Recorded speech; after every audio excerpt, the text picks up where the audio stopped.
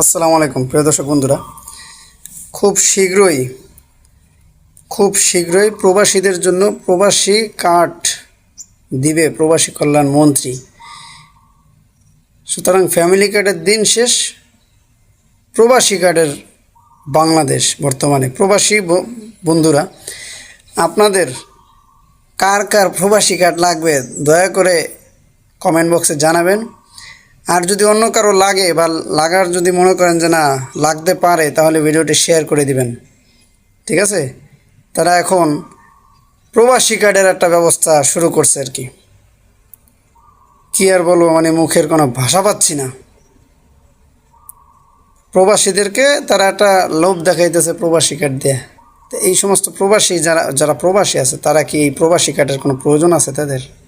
হ্যাঁ, তাদের প্রবাসী কার্ডের তো কোনো প্রয়োজন নেই। আপনারা এত মনে করেন বোধশূন্য হইলে হয় কীভাবে? প্রবাসে যারা যায় তাদের হালাল ইনকাম, হালাল উপার্জন আপনাদের চাইতে বেশি আছে। আপনাদের এক একজনের বেতন কত বলেন? যারা প্রবাসে তারা আপনাদের চাইতে হালাল ইনকামটা বেশি করে।